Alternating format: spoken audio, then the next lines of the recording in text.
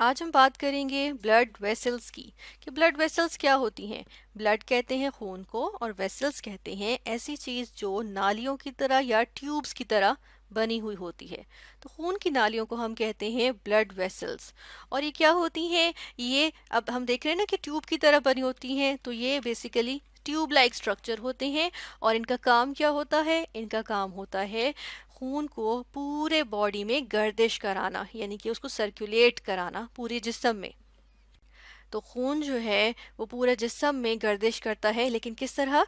खून की नालियों में। और इसमें खून की नालियाँ कौन कौन सी होती हैं, ब्लड वेसल्स कौन कौन सी होती हैं? ये तीन मेन तरह की आ जाती हैं। एक होती हैं आर्टरीज, एक होती हैं कैपिलरीज, और तीसरी होती हैं वेन्स। अगर हम सबसे पहले बात करें कि आर्टरीज कौन सी ब्लड वेसल्स होती हैं, तो ये वो टाइप की ब्लड वेसल्स होती हैं जो खून को हार्ट से डिफरेंट बॉडी पार्ट्स में लेके जाती हैं। और वेन्स जो हैं ये क्या करती हैं? ये पूरे जिस्म से ब्लड लेती हैं और हार्ट को पहुंचाती हैं। जहाँ पर ब्लड वेसल्स का जाल मौजूद होता है, हम देखते हैं वहाँ पर बारीक बारीक सी ब्लड वेसल्स भी मौजूद होती हैं, जिन्हें हम कहते हैं कैपिलरीज। जैसा कि यहाँ पर आप देख रहे हैं, ये ब्लड वेसल्स का पूरा एक नेटवर्क, एक जाल सा मौजूद है। इसमें जो ये रेड कलर की दिखाई गई हैं, ये आर्टरी है। जब आर्टरी छोटी छोटी होती हैं, यानी डिवाइड कर रही हैं, तो ये छोटी हो जाती हैं, थोड़ी सी तंग हो जाएंगी, और फिर हम इनको कहते हैं आर्टीरियोल। आर्टरीज की खुसूसियत की बात करें तो ये क्या होती हैं? इनकी जो दीवार होती है, वॉल, जो ये आपको वॉल नज़र आ रही है, ये बाहर वॉल है, ये क्या होती है? थिक होती है। तो आर्टरीज थिक वॉल्ड होती हैं, यानी कि ये मोटी होती हैं। और इसमें जो आपको बीच में सुराख नज़र आ रहा है, ये जो सुराख होता है, जैसे यहाँ पर हम देख रहे हैं, तो ब्लड वेसल्स में सुराख को कहते हैं ल्यूमेन। ये ल्यूमेन कहलाता है। तो क्योंकि ये मोटी होती हैं, ये थिक वॉल्ड हैं, इसलिए ये जो ल्यूमेन होता है ये स्मॉल होता है, इसका सुराख छोटा होता है। और फिर जब ये डिवाइड करती हैं तो ये क्या बनाती हैं? ये थोड़ी सी और पतली हो जाती हैं, और हम देखते हैं कि ये आर्टीरियोल कहलाती हैं। और फिर ये डिवाइड हो के इतनी ज़्यादा बारीक हो जाती हैं कि ये जब बिल्कुल बारीक हो जाती हैं, तो इनको हम कहते हैं कैपिलरीज। फिर ये क्या बना रही हैं? कैपिलरीज बना रही हैं। जब हम कैपिलरीज की बात करते हैं, ये इतनी बारीक होती हैं कि जो रेड ब्लड सेल्स होते हैं, यानी कि वो सेल या वो बुनियादी अकाई जो हम देखते हैं कि जो खून के अंदर मौजूद होते हैं, जो लाल रंग के होते हैं, और वो क्या करते हैं? खून में जो लाल रंग होता है वो इनकी वजह से होता है। तो हम देखते हैं कि ये कैपिलरीज इतनी बारीक होती हैं कि एक एक करके ये सेल्स इसमें से गुजर रहे होते हैं। जैसे कि यहाँ पर देखिए, अब ये इतनी बारीक होती हैं, जिस तरह देखिए ना, कोई गली अगर तंग होगी, नैरो होगी, तो क्या होगा? वहां से एक से ज्यादा गाड़ियां एक वक्त में नहीं गुजर पाएंगी। इसी तरह इस नाली में से भी, यानी कि इस कैपिलरीज में से भी एक एक करके ये सेल्स गुजर रहे होते हैं। और इनकी यहाँ से गुजरते हुए स्पीड भी स्लो हो जाती है। तो हम देखते हैं इर्द गिर्द कैपिलरीज के जाल के इर्द गिर्द क्या मौजूद होते हैं? टिश्यू सेल्स मौजूद होते हैं, यानी कि जिस्म के किसी भी हिस्से में जो सबसे छोटा पार्ट होता है, यानी बुनियादी इकाई जिसे हम कहते हैं सेल, जो मौजूद होता है, तो उस वो जब उसके ग्रुप्स मौजूद होते हैं उनको हम कहते हैं टिश्यूज। तो टिश्यू के सेल्स मौजूद हैं यहाँ पर इर्द गिर्द। जहाँ पे कैपिलरीज का जाल होता है, वहाँ वो सॉरी, कैपिलरीज का जाल कहाँ होता है? जहाँ पे टिश्यू सेल्स मौजूद होते हैं। तो क्या होता है कि जो ये टिश्यू सेल्स हैं और जो ये कैपिलरीज हैं, ये अपने न्यूट्रिएंट्स का या अपने अंदर जो अज्जा मौजूद हैं उनका तबादला करते हैं। ये कैपिलरीज में जो ये रेड ब्लड सेल्स हैं या जो सेल इसमें से गुजर रहे हैं, ये क्या करते हैं कि इन सेल्स को, इन टिश्यू सेल्स को क्या चीज़ फराहम करते हैं? ये इन टिश्यू सेल्स को ऑक्सीजन और फूड फराहम करते हैं।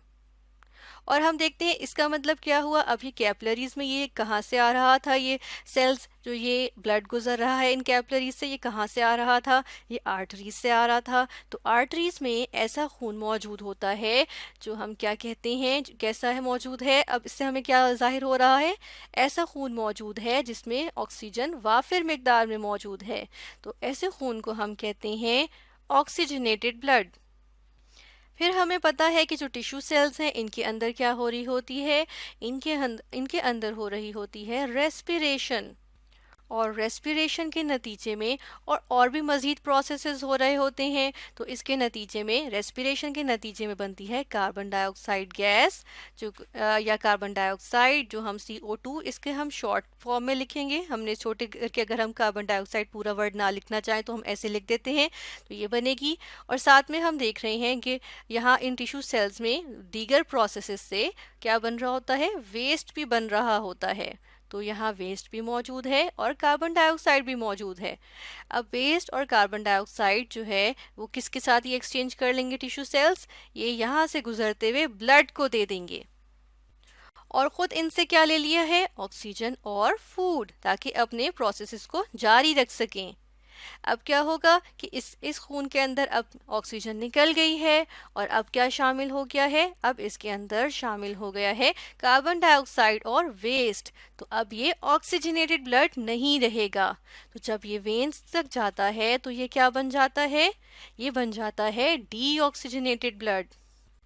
तो हम कहते हैं कि वेन्स में क्या मौजूद है, वेन्स में कौन सा ब्लड सर्कुलेट हो रहा होता है, ये होता है डीऑक्सीजनेटेड ब्लड, क्योंकि इसके अंदर ऑक्सीजन नहीं होती वाफिर मिकदार में। इसके अलावा अगर इसके हम स्ट्रक्चर और ज़ाहिरी शक्ल की बात करें तो ये थिन वॉल्ड होते हैं, इनकी जो दीवार होती है वो बारीक होती है, ये बारीक होती हैं लेकिन बहुत बारीक नहीं होते। लेकिन फिर भी हम कहते हैं कि अगर हम आर्टरीज से मुकाबले में देखें, मवाजना करें, तो ये बारीक होते हैं, थिन वॉल्ड होते हैं, जिसकी वजह से जो इनका ल्यूमेन होता है वो क्या होता है, वो थोड़ा सा लार्ज होता है। और हम यहाँ देख रहे हैं कि इस ब्लड वेसल्स के जाल में कैपिलरीज जब कंबाइन होती जाती हैं, मिलती जाती हैं, तो ये थोड़ी मोटी मोटी मोटी होती जाती हैं और ये पहले ये बनाती हैं वेन्यूल्स और उसके बाद ये बना लेती हैं वेन्स। तो अब तक हमने जो पढ़ा है इसके मुताबिक हमें क्या लगता है कि आर्टरीज जो हैं इनमें ऑक्सीजनेटेड ब्लड मौजूद होता है, वेन्स क्या कैरी करती हैं, डीऑक्सीजनेटेड ब्लड। लेकिन कुछ आर्टरीज ऐसी भी होती हैं जो हार्ट से एक अलग बॉडी पार्ट में ब्लड को लेके जा रही होती हैं, लेकिन उनमें ऑक्सीजनेटेड ब्लड नहीं होता, बल्कि उसमें डीऑक्सीजनेटेड ब्लड होता है। इसी तरह कुछ वेन्स ऐसी भी होती हैं जो क्या करती हैं कि एक सर्टेन बॉडी पार्ट से ब्लड को हार्ट की तरफ लेके जाती हैं, लेकिन वो ब्लड ऑक्सीजनेटेड होता है, डीऑक्सीजनेटेड नहीं होता। और वो कौन सी आर्टरीज होती हैं, वो कौन सी वेन्स हैं, यहाँ हम देख लेते हैं। ये यहाँ मौजूद हैं लंग्स और हार्ट। अब ये है लंग्स यानी फेफड़े और ये साथ में मौजूद है हार्ट। ये क्या है, ये है हार्ट यानी कि दिल। अब क्या होता है कि जब हार्ट में क्या होता है, ये जो बड़ी बड़ी आपको यहाँ ब्लू कलर की वेन्स नज़र आ रही हैं, ये बहुत सबसे चौड़ी वेन्स होती हैं, ये वाली भी और ये वाली भी, और ये सबसे बड़ी वेन्स होती हैं बॉडी की, इनको हम कहते हैं वेना केवा। पूरी बॉडी से जो डीऑक्सीजनेटेड ब्लड है वो वेना केवा के ज़रिए कहाँ पर आता है, हार्ट में दाखिल होता है। फिर इसके बाद हम देखते हैं कि यहाँ पर आपको एक और चीज़ नज़र आएगी, ये बड़ी सी रेड कलर की मोटी सी आपको ब्लड वेसल नज़र आ रही है। ये हमारी बॉडी की सबसे बड़ी आर्टरी होती है और इसको हम कहते हैं एओर्टा।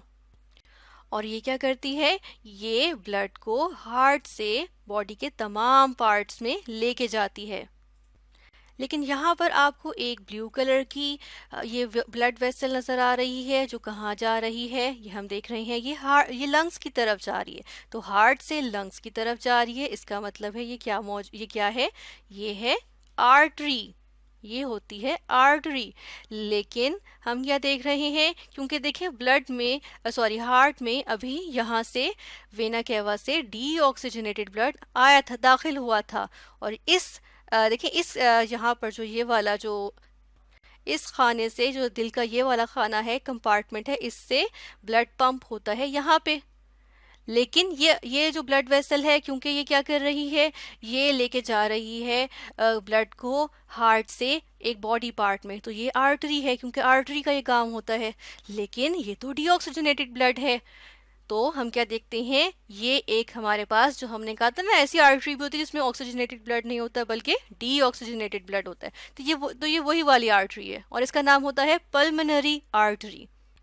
इसके बाद हम देखते हैं कि हमने जब सांस लेते हैं, ब्रीदिंग होती है, तो ताज़ा हवा लंग्स में जाती है, तो लंग्स में क्या चीज़ शामिल होती है? लंग्स में ऑक्सीजन गैस शामिल होती है, जो कि ताज़ा हवा के साथ वाफिर मिकदार में आती है। मैं ऑक्सीजन गैस को O2 इसके शॉर्ट फॉर्म में लिख रही हूँ, ऐसे हम शॉर्ट फॉर्म में लिखते हैं ऑक्सीजन गैस को, ये हमने लिख दिया। अब ताज़ा हवा लंग्स में मौजूद है, लंग्स के किस में मौजूद है? लंग्स के, और फिर कैपिलरीज के ज़रिए ये ऑक्सीजन का तबादला होता है कैपिलरीज के साथ, इन टिश्यू सेल्स के साथ जब तबादला होगा, ऑक्सीजन जाएगी किस में? कैपिलरीज में। उसके नतीजे में जो ब्लड कैपिलरीज में मौजूद था वो उसके अंदर ऑक्सीजन वाफिर मिकदार में हो गई, तो ये ऑक्सीजनेटेड ब्लड कहलाएगा। और अब इसने इस बॉडी पार्ट से यानी लंग से वापस हार्ट में जाना है, तो कौन सी ब्लड वेसल कैरी करती है? वेन्स कैरी करती हैं। तो यहाँ जो आपको रेड कलर की नजर आ रही है क्या है? ये है वेन, और ये कहलाएगी पल्मोनरी वेन। तो ये हमारे पास एक्सेप्शन आ गई कि हमने देखा कि उसके अलावा और बाकी जो आर्टरीज होती हैं वो ऑक्सीजनेटेड ब्लड कैरी करती हैं, वेन्स डीऑक्सीजनेटेड ब्लड कैरी करती हैं। तो आज हमने क्या स्टडी किया? आज हमने स्टडी किया ब्लड वेसल्स। हमने कहा ये ऐसे ट्यूबुलर स्ट्रक्चर होते हैं जो पूरी बॉडी में ब्लड को सर्कुलेट करते हैं।